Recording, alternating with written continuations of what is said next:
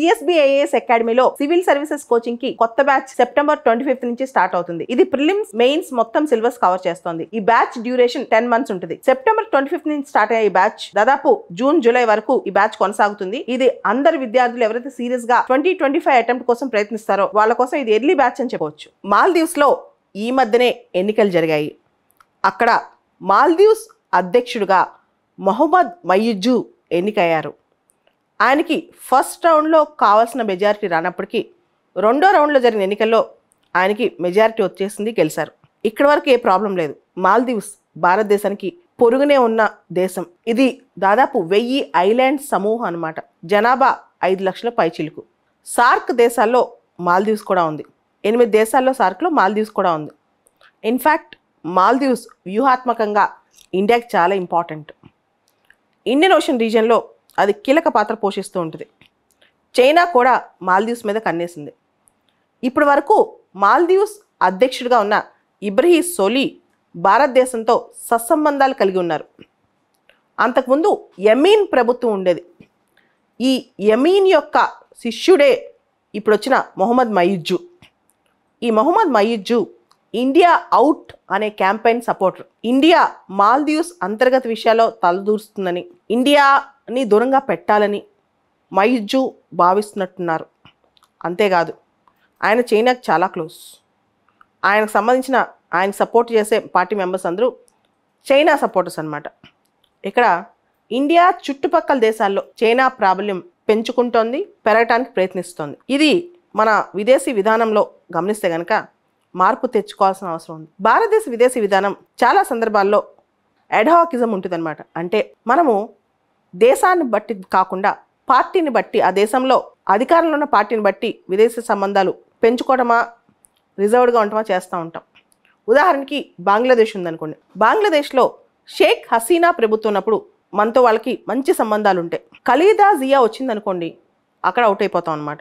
అదేవిధంగా నేపాల్లో ఇంతకుముందు మనం చూసాం, ఓలీ ప్రభుత్వం ఉన్నప్పుడు మన దగ్గర చాలా ప్రాంతాలు కాలాపాని, లిపు లేక్, లింపియాదురా, ఉత్తరాఖండ్లోని ఈ ప్రాంతాలన్నీ మావే అని చెప్పి వాళ్ళు చెప్పడం జరిగింది. పితోర్గఢ్ జిల్లాలో ఉన్న ప్రాంతాలన్నీ. అయితే వెంటనే ఇండియా దాన్ని ఖండించింది.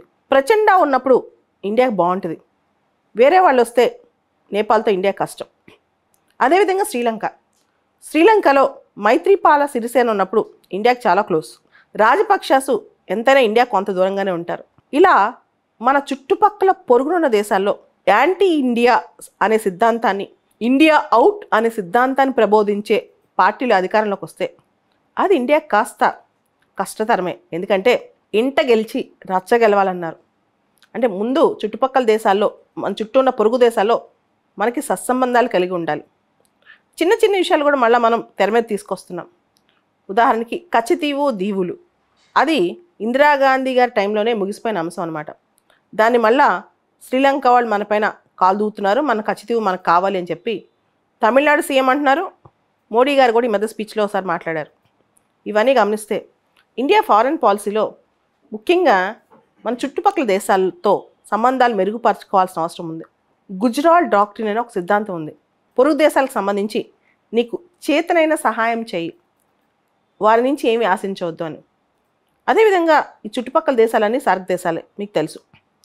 ముందుగా సార్క్లో ఉన్న ఆఫ్ఘనిస్తాన్ విషయానికి వద్దాం. అది తాలిబాన్ల చేతిలో ఉంది. పాకిస్తాన్ విషయానికి వద్దాం.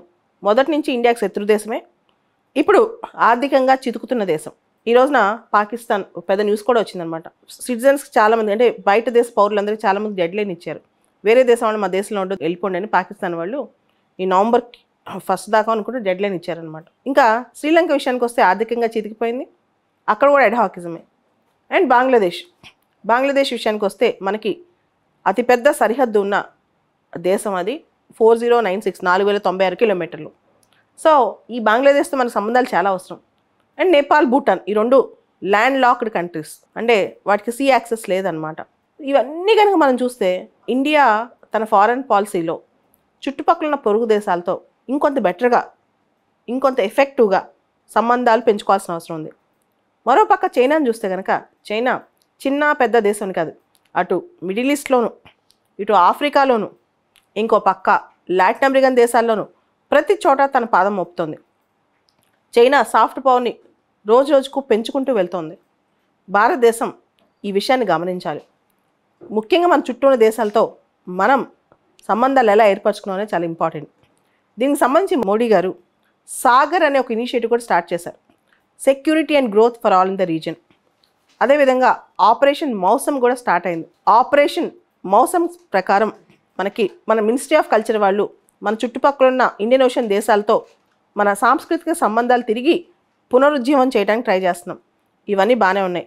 ఇంకా బెటర్గా ఎఫెక్టివ్గా సార్క్ ఇన్స్టిట్యూషన్ కానీ కల్చరల్ ఆర్గనైజేషన్స్ కానీ మనకున్న సిమిలారిటీస్ని బట్టి ఇంకొంత ఎఫెక్టివ్గా ముందుకెళ్తే బాగుంటుంది. CSBIAS అకాడమీలో సివిల్ సర్వీసెస్ కోచింగ్ కి కొత్త బ్యాచ్ సెప్టెంబర్ 25 నుంచి స్టార్ట్ అవుతుంది. ఇది ప్రిలిమ్స్ మెయిన్స్ మొత్తం సిలబస్ కవర్ చేస్తుంది. ఈ బ్యాచ్ డ్యూరేషన్ 10 months ఉంటుంది. సెప్టెంబర్ 25 నుంచి స్టార్ట్ అయ్యే ఈ బ్యాచ్ దాదాపు జూన్ జూలై వరకు ఈ బ్యాచ్ కొనసాగుతుంది. ఇది అందరి విద్యార్థులు ఎవరైతే సీరియస్ గా 2025 అటెంప్ట్ కోసం ప్రయత్నిస్తారో వాళ్ళ కోసం ఇది ఎర్లీ బ్యాచ్ అని చెప్పవచ్చు.